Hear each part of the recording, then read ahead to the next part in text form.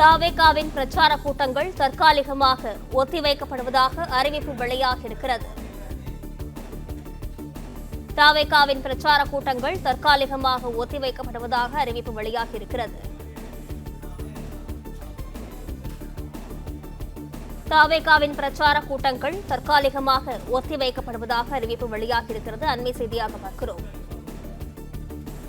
இது குறித்தான விவரங்களுடன் செய்தியாளர் யுவராஜ் இணைப்பில் இருக்கிறார். வணக்கம் யுவராஜ், விவரங்கள். வணக்கம். தமிழக வெற்றி கழகத்தினால அந்த தேர்தல் சுற்றுப்பயண பிரச்சாரமானது தமிழக வெற்றி கழகம் சார்பில் திட்டமிடப்பட்டு தொடர்ந்து அந்த 5 வாரங்கள் நடைபெற்றது. 2 வாரங்கள் நடைபெற்றது 5 மாவட்டங்களாக. அதன்படி கடந்த 3வது வாரமாக நடைபெற்ற அந்த மக்கள் சந்திப்பு கூட்டத்தில் முதலில் காலையில் நாமக்கல் முடித்து 2வதாக அந்த கரூர் மாவட்டத்தில் அந்த தேர்தல் பிரச்சாரமானது நடைபெற்றது. அந்த சமயத்தில் எதிர்பாராத விதமாக அந்த கூட்ட நெரிசலில் சிக்கி 41 பேர் உயிரிழந்திருக்கக்கூடிய நிலையில் தமிழக வெற்றி கழகம் சார்பில் பல குற்றச்சாட்டுகள் முன்வைக்கப்பட்டிருந்தன. அந்த வகையில் அடுத்தடுத்து திட்டமிடப்பட்டிருந்த அந்த பிரச்சாரங்கள் வருகின்ற சனிக்கிழமை வேலூர் மற்றும் ராணிப்பேட்டை ஆகிய அந்த 2 மாவட்டங்களிலும், அதற்கு அடுத்த வார சனிக்கிழமையின் பொழுது பாண்டிச்சேரி மற்றும் கடலூர் ஆகிய அந்த 2 இடங்களிலும் அந்த தேர்தல் பிரச்சாரமானது நடத்துவதற்கு திட்டமிடப்பட்டிருந்தது. அந்த வகையில் இந்த கரூரில் நடைபெற்ற அந்த உயிரிழப்புக்கான அந்த துயர சம்பவத்திற்கான அந்த மன வருத்தங்களில் இருக்கக்கூடிய ஒரு நிலையில் தமிழக வெற்றி கழகம் சார்பில் அடுத்த 2 வாரங்களுக்கான அந்த சுற்றுப்பயணமானது தற்காலிகமாக ஒத்திவைக்கப்படுவதாக அந்த கட்சியினுடைய தலைமையிலிருந்து அறிவிக்கப்பட்டிருக்கின்றது. இது குறித்தாக அந்த அறிவிப்பு வெளியாக இருக்கக்கூடிய நிலையில் நம் சொந்தங்களை இழந்து வேதனையிலும் வருத்தத்திலும் நாம் இருக்கக்கூடிய இந்த சூழலில் கட்சியினுடைய தலைவர் அடுத்த 2 வாரங்களுக்கான மக்கள் சந்திப்பு நிகழ்ச்சியை தற்காலிகமாக ஒத்திவைக்கப்படுகிறது எனவும், இந்த மக்கள் சந்திப்பு தொடர்பான புதிய விவரங்கள் பின்னர் அறிவிக்கப்படும் என்பதை கட்சியினுடைய தலைவர் ஒப்புதலின் பேரில் தெரிவித்துக் கொள்கிறோம் என்று கட்சியினுடைய தலைமை சார்பில் தெரிவிக்கப்பட்டிருக்கின்றது. வழக்கமாக இது போன்ற அறிவிப்புகள் வெளியாகும் பொழுது கட்சியினுடைய பொதுச் செயலாளர் என் ஆனந்தனுடைய பெயரில் வெளியாகும். ஆனால் பொதுச் செயலாளர் என் ஆனந்தன் மீது வழக்கு பதிவு செய்திருக்கக்கூடிய நிலையில் அவர் குறித்தான அறிவிப்புகள் எதுவும் இதுவரை வெளிவரவில்லை. அதனால் இது தற்போது வெளியாக இருக்கக்கூடிய இந்த அறிவிப்பானது கட்சியினுடைய தலைமை அலுவலகத்தின் பேரில் வெளியாக இருக்கின்றது. அடுத்து வரக்கூடிய அந்த 2 வாரங்களுக்கு மக்கள் சந்திப்பு நிகழ்ச்சி, அதாவது விஜயனுடைய மாவட்ட வாரியாக மக்களை சந்திக்கக்கூடிய இந்த தேர்தல் பிரச்சார நிகழ்ச்சியானது தற்காலிகமாக ஒத்திவைக்கப்படுவதாக கட்சியினுடைய தலைமை சார்பில் அதிகாரப்பூர்வமாக அறிவிக்கப்பட்டுள்ளது.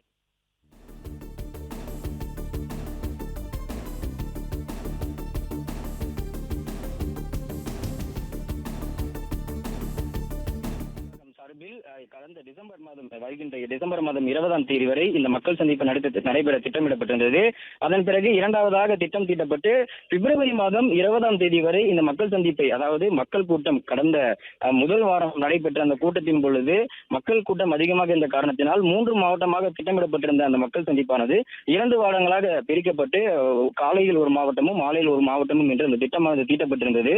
அந்த வகையிலே நாகப்பட்டினம் மற்றும் அந்த திருவாரூர் ஆகிய அந்த 2 மாவட்டங்களில் 2வது வாரமாக அந்த தேர்தல் பிரச்சாரமானது நடைபெற்று அந்த இடத்தில் சுமூகமாக எந்த ஒரு அசம்பாவிதங்களும் ஏற்படாமல் முடிக்கப்பட்டிருந்தது. அதே போன்று இந்த கடந்த செப்டம்பர் மாதம் 27ஆம் தேதி நாமக்கல் மற்றும் கரூர் ஆகிய 2 மாவட்டங்களில் இந்த மக்கள் பிரச்சாரம் நடத்துவதற்காக திட்டமிடப்பட்டிருந்தது. காலையில் 8:30 மணி அளவில் விஜய் வருவார் என்று நாமக்கல் மாவட்டத்தில் தெரிவிக்கப்பட்டிருந்த நிலையில் விஜய் சென்னையிலிருந்து புறப்பட்ட அந்த நேரமே 8:30 என்ற மணியாகிவிட்டது. அதன் பிறகு வெளிநெடுக்கும் திருச்சி விமான நிலையத்திலிருந்து சாலை மார்க்கமாக வந்த விஜய்க்கு உற்சாக வரவேற்பு அளித்தும் அவரை பின்தொடர்ந்து ஏராளமான ரசிகர்கள் வந்த காரணத்தினாலும் நாமக்கலில் பிரச்சாரத்தை தொடங்குவதற்கு மதியம் 2 மணி அது போன்ற அந்த நேரமானது ஆகிவிட்டது.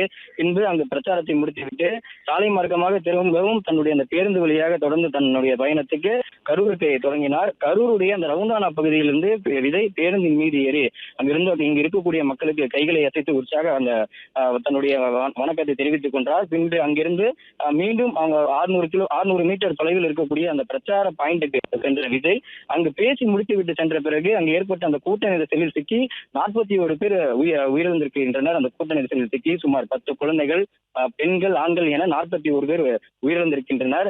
தொடர்ந்து 100 பேருக்கு மேல் அந்த மருத்துவமனையில் சிகிச்சை பெற்று வந்தனர். இதனால் விஜய் மீது பல குற்றச்சாட்டுகள் முன்வைக்கப்பட்டிருந்தது. அதாவது விஜயை சந்திக்க வந்த ரசிகர்களுக்கும் பொதுமக்களுக்கும் யார் அவர்களுடைய உயிருக்கு பொறுப்பு என்கின்ற ஒரு கேள்வியானது வைக்கப்பட்டிருந்தது. இந்நிலையில் 3 நாட்களாக தொடர்ந்து தொடர்ந்து மௌனமாக இருந்த விஜய் இது குறித்து நேற்று வீடியோ ஒன்றை வெளியிட்டு தன்னுடைய இத்தகைய அந்த துயரமான சம்பவத்துக்கு மிகவும் வருந்துவதாக தெரிவித்து ஒரு வீடியோ பதிவை வெளியிட்டிருந்தார். அந்த வகையில் இனிவரும் காலங்களில் தமிழக வெற்றி கழகத்தினுடைய இந்த சுற்றுப்பயணம் நடைபெறுமா, மக்கள் சந்திப்பு நடைபெறுமா, இது போன்ற தேர்தல் பிரச்சாரம் நடைபெறுமா என்ற ஒரு கேள்வி எழுந்திருக்கக்கூடிய நிலையில் அதிகாரப்பூர்வமாக இந்த 2 வாரங்களுக்கு இந்த சுற்றுப்பயணமானது தற்காலிகமாக ஒத்திவைக்கப்படுவதாக அறிவிப்பு வெளியாகியிருக்கின்றது. பிளே ஸ்டோர் மற்றும் ஆப் ஸ்டோரில் இருந்து பாலிமர் செயலியை QR கோடு மூலம் பதிவிறக்கம் செய்யுங்கள். செய்திகளை உடனுக்குடன் பெறுங்கள்.